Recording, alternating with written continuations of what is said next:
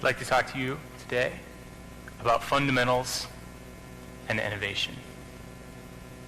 And in order to do that, I mostly just want to talk about food.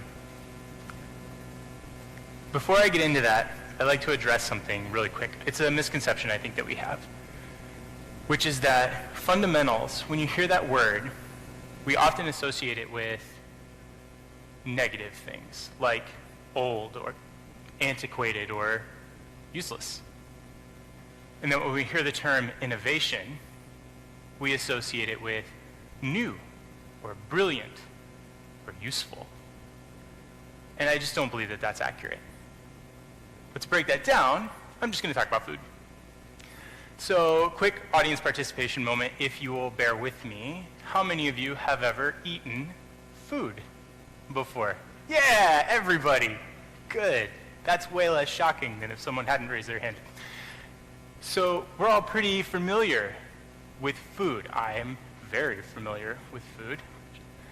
And food is something we fundamentally need.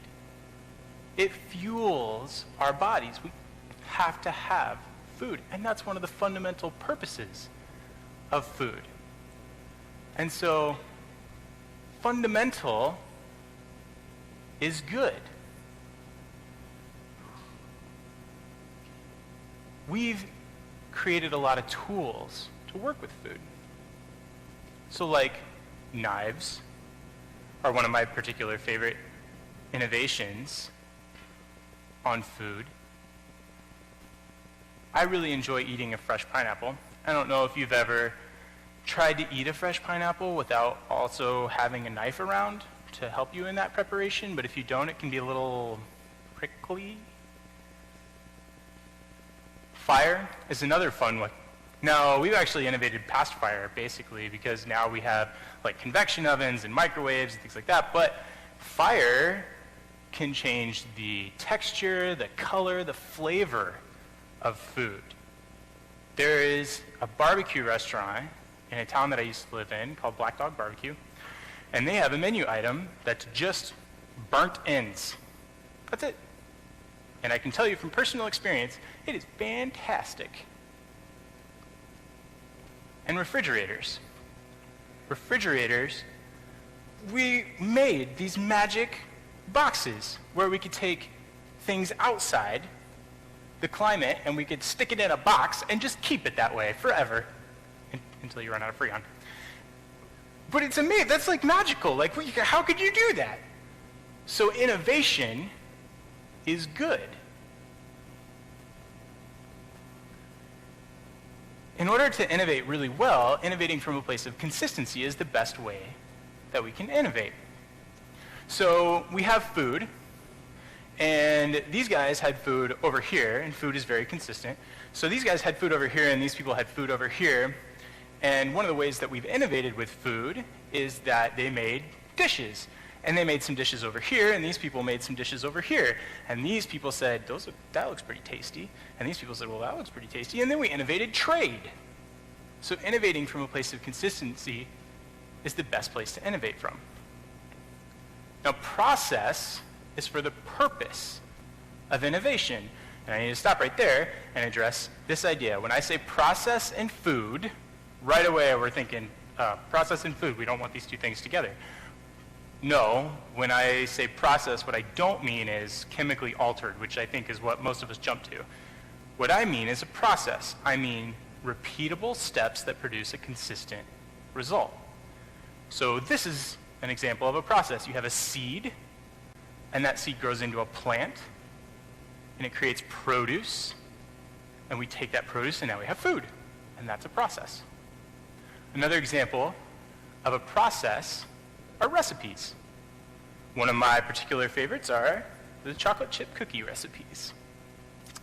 Now, recipes are really fantastic because they allow us to come back from the future to something that we have that's really good now.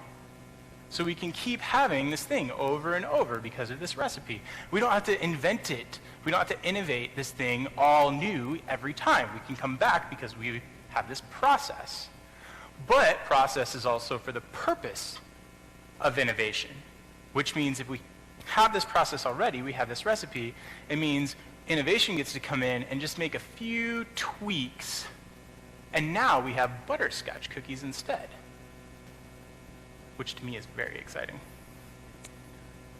But process also allows us to recognize really quickly when innovation from scratch is absolutely necessary. So say I want a lasagna. Well, I go get my recipe, right? This is my process for food.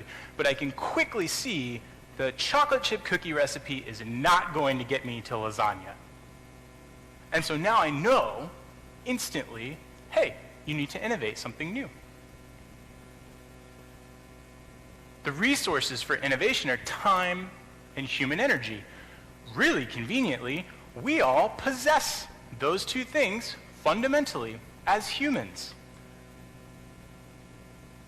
And process helps us to get those things back each time we innovate.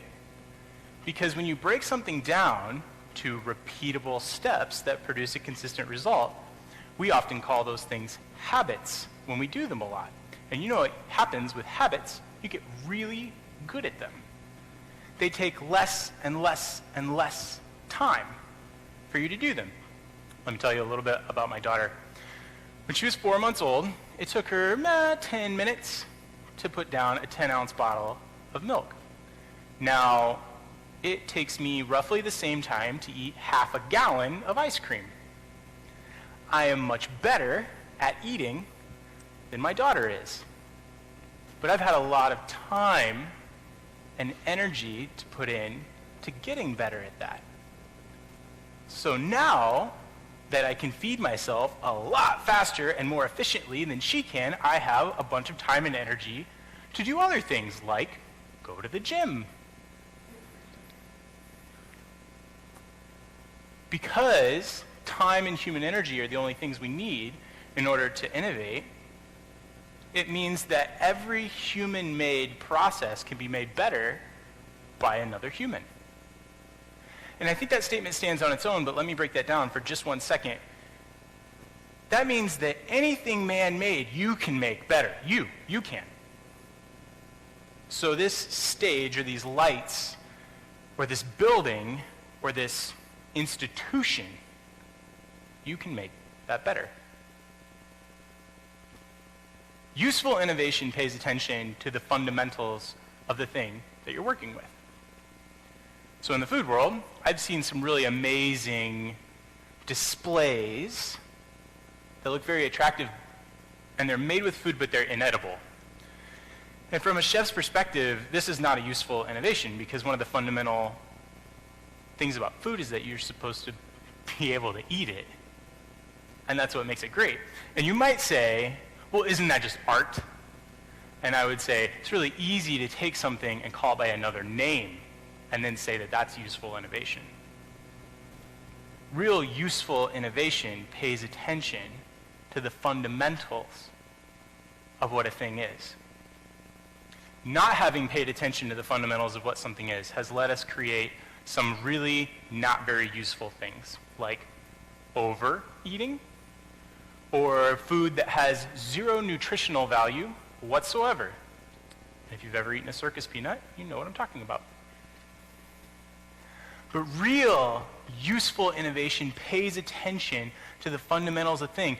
And we have a lot of innovations and creations that have paid attention to those, like vertical farming, or hydroponics, or the greenhouse. And these things are all amazing and useful because they paid attention to the fundamentals. And I really believe that if we pay attention to the fundamentals of a thing, then our ability to innovate with that thing is limitless. Thank you.